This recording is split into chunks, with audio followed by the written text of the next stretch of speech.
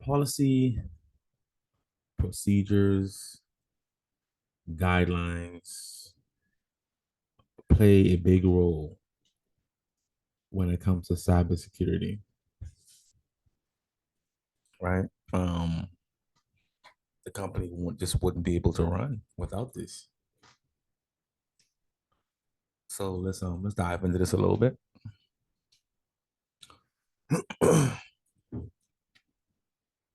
So the agenda of a cybersecurity policy basically is to understand information technology policy, its importance,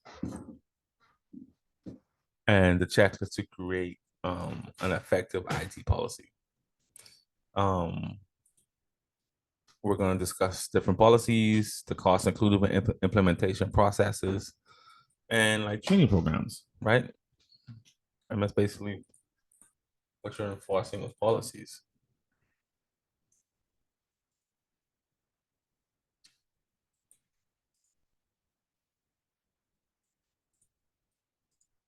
All right. So,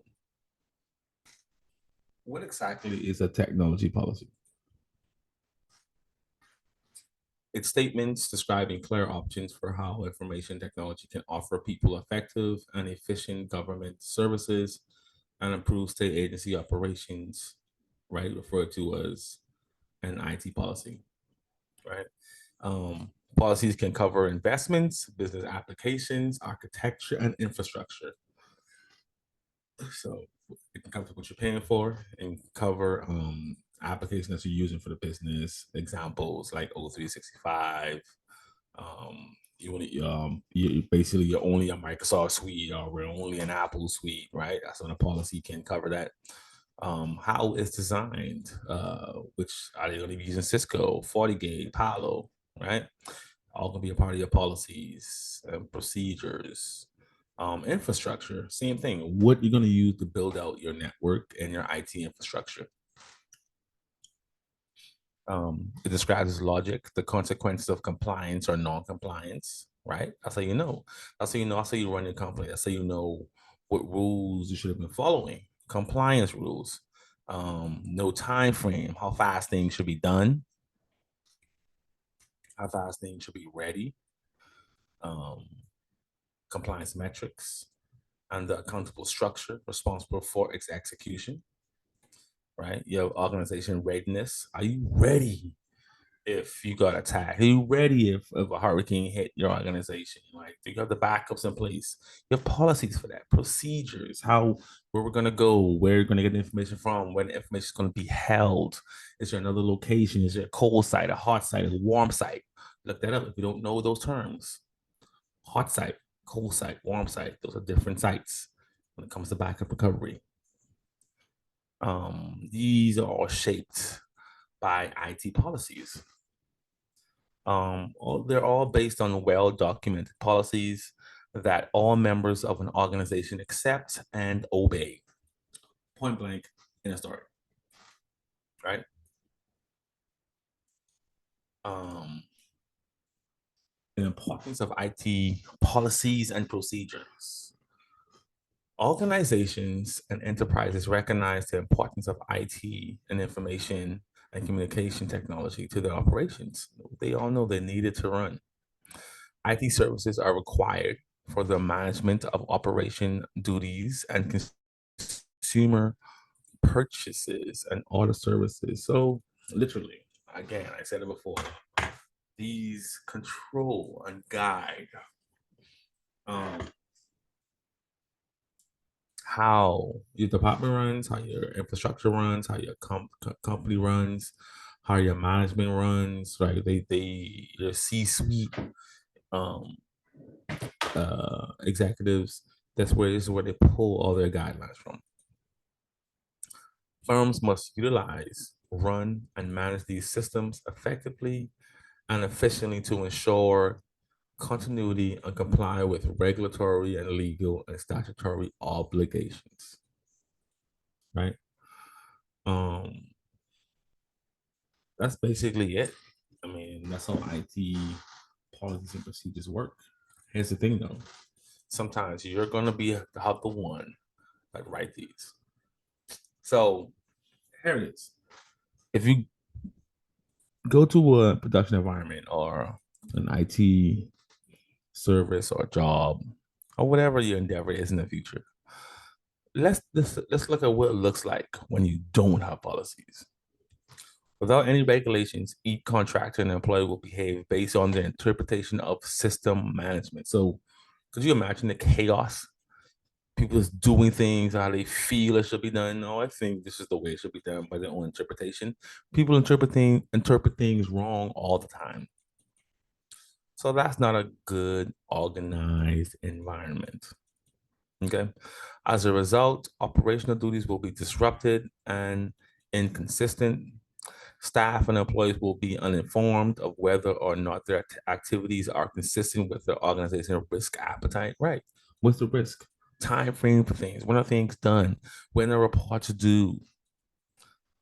It's also worth noting that the number of cyber attacks on business is rising. So you might want to have control policies, information policy, data policies, security policies in place to prevent a disaster from happening.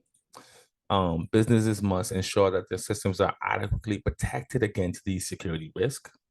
IT rules and processes assist firms in achieving complete management and operations.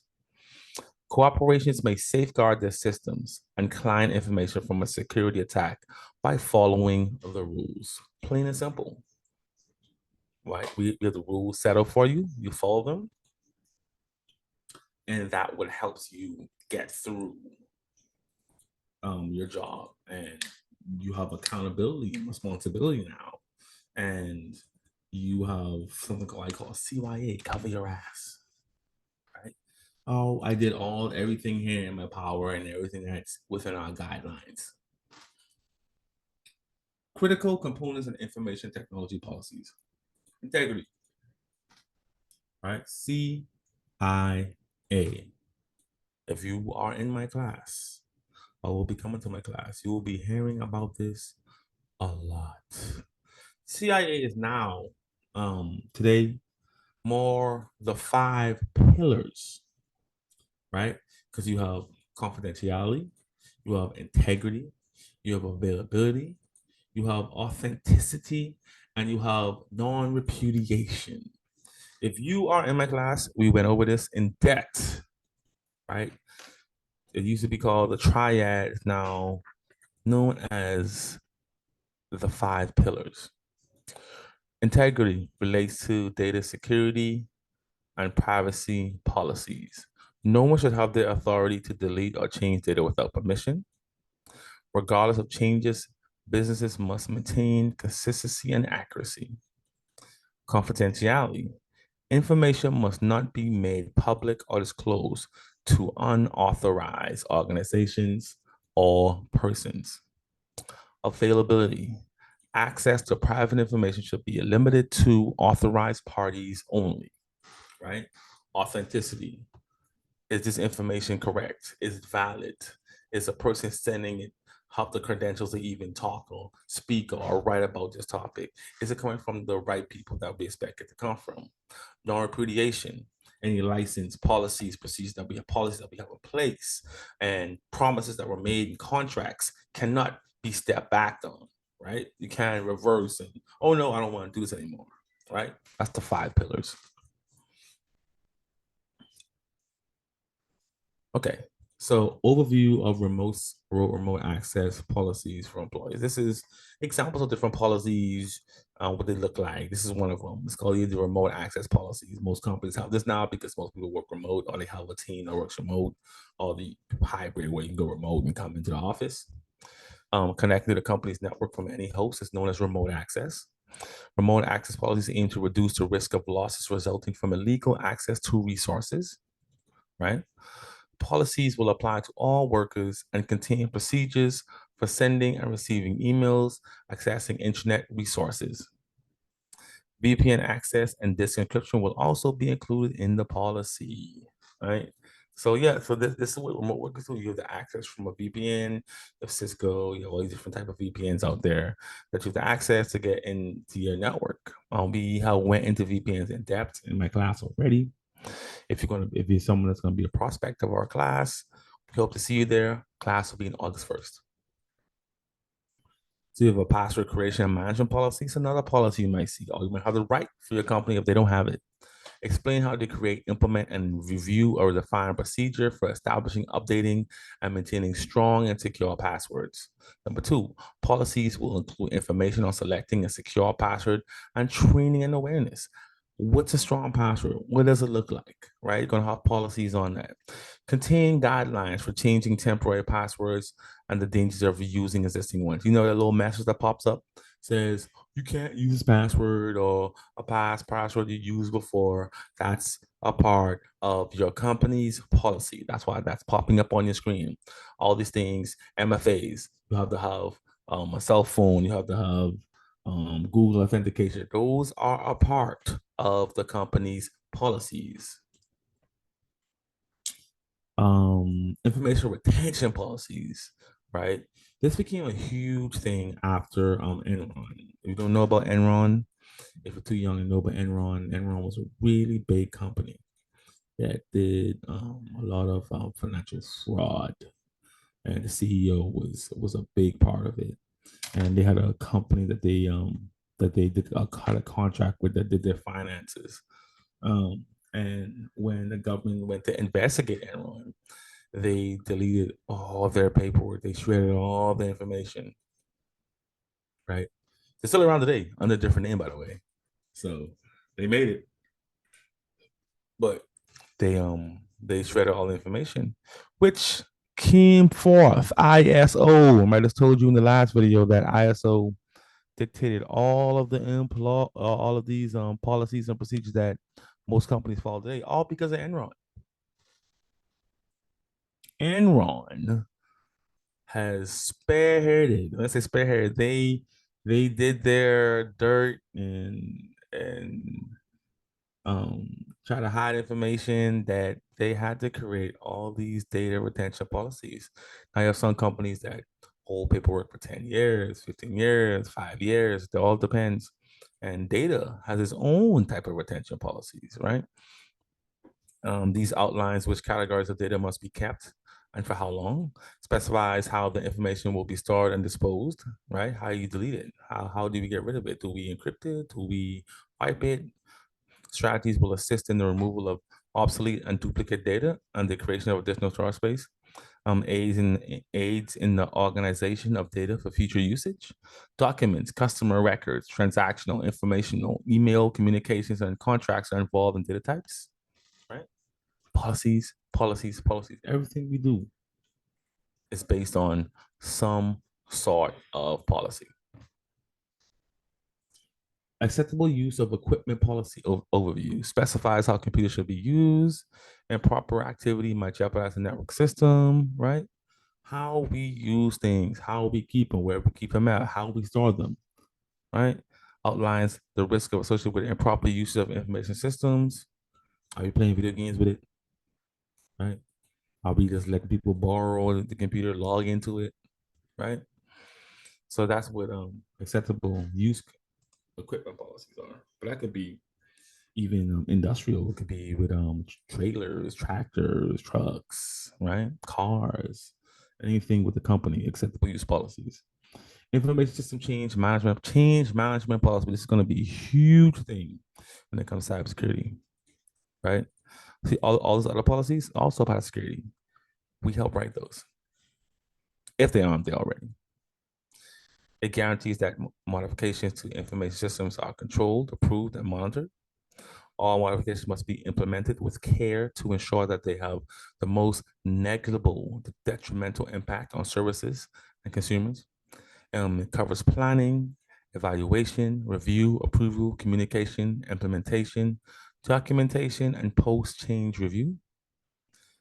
Accurate and timely documentation, ongoing supervision, and formal and defined approval procedure are essential components of change management. Incident response policies. We just went over incident response, right? So all those steps in incident response all came from the policy that your company probably will have, right? Post incident preparation, identification, containment, eradication, recovery. organization's business continuity. Business continuity plan includes an incident response policy, right? Disaster recovery, business continuity is a whole project within itself. Um, I will talk about this more in my class. Describes how companies will respond to data security breaches because it focuses on processes following a data breach. It caters to information regarding the incident response team, right? We talked about this in the last video already. Vendor management policies, how we deal with vendors. I can't tell you how many companies were compromised because of their vendors.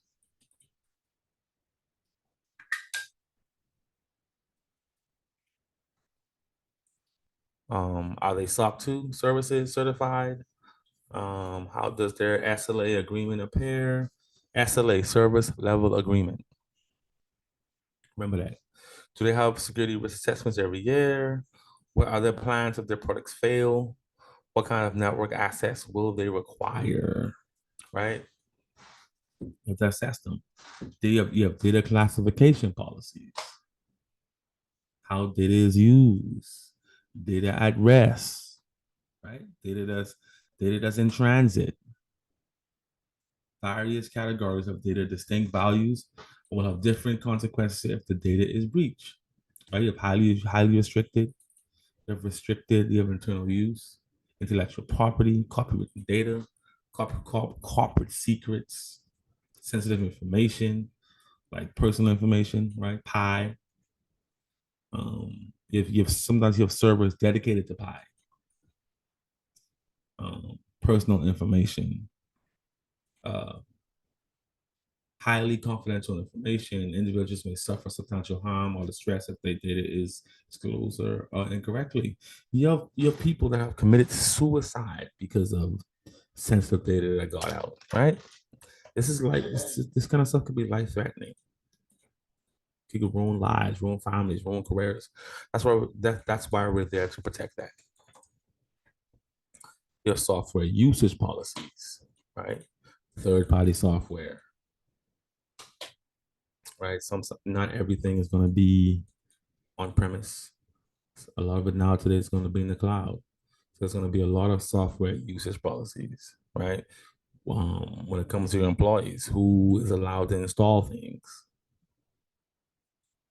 whether it can be purchased, whether we can use it on our equipment, whether it follows our guidelines, our policies, right? Let's keep going. You have network security policies, right? How things should be set up, where it should be routed to, what company equipment that we use.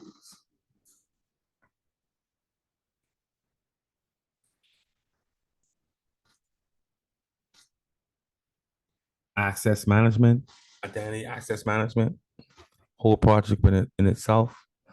Users and systems should only access the information they need to do their jobs. HR and IT are generally involved in this process as they grant access upon hire and determination. When using access authorization, business must follow the principle of least privilege, right? Principle of least privilege. Look it up. Dive into that. Security awareness and training policies overviews. All employees should get security awareness training to perform their jobs effectively while protecting corporate data. When employees complete the training, they must sign a confidentiality agreement and show confirmation of completion.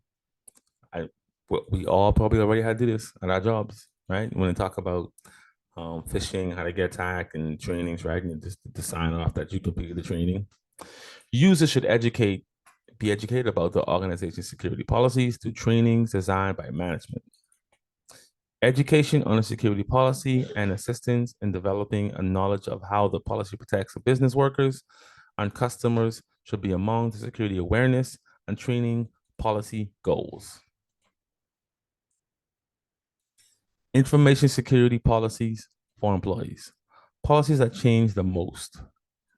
Changes in the ISP might prompt revision to yeah, right. They may be working with Cox, they might be working with AT&T, they might have different SLA agreements, Seems to not see the edit the policy because of that. Email and chat policy objectives, right? Explains how to use electronic message systems, organizations guidelines, email security. Okay, bring your own device policy. A lot of companies don't do this anymore. That's why I don't have much on this in here. But the policy outlines for employees' uses of personal electronic devices for work-related tasks. This is when you would go to work with your own personal laptop and etc. Employees of the company may be allowed to use their own electronic devices for work purposes if the employee and management agree in writing ahead of time. Personal devices are restricted to specific workers and may be banned depending on technological compatibility. This includes cell phones, smartphones, tablets, laptops, and PCs. Right. So this is all. This is basically what they mean when they talk about policy and procedures. And when you get into cybersecurity, you can write this depending on your role, or you be following mostly like the network security policies and data usage policies, bring your own device policies. These are all policies and restrictions related to cybersecurity. Not only are about four of these three guys, workers who have camera and video recording capabilities on their own devices are not permitted to use these features anywhere in the building, right? So all security policies, employees are expected to use their personal devices with the same level of prudence. Workers use of personal devices for work-related activities and subject to company regulations, harassment, discrimination. All this, right? All this falls under cybersecurity. Because I mean, because it's data, right? We protect data. Privacy and company access to personal devices. Here's where it gets shaky. Why a lot of companies start doing BYOD because you're required to have an antivirus. Sometimes they want to make sure to monitor it because you might have company information on there, right? So no worker should anticipate any privacy from their personal device unless it's required by law.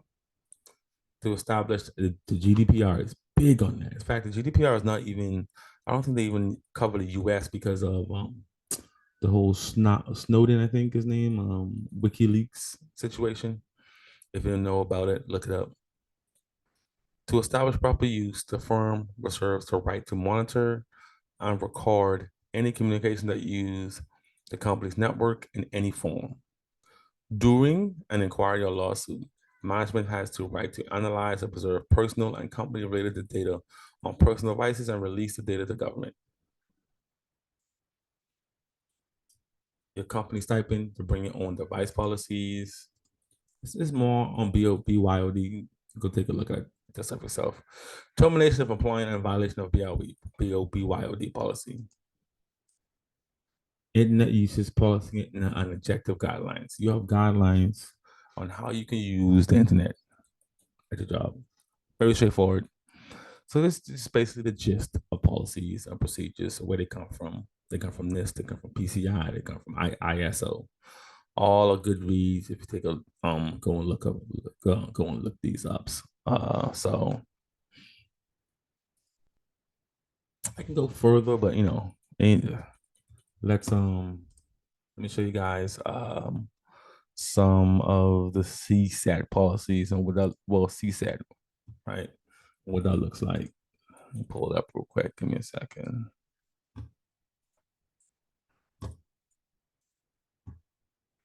And I think we're gonna come to the end on this. We're gonna do some more labs today, but I would not everyone showed up today, so I wanted to do a lab for everybody, and that's fine.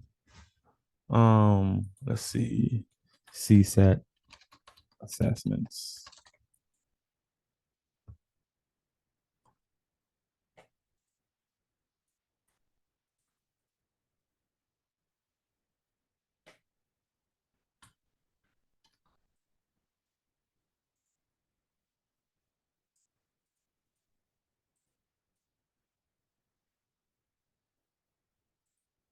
So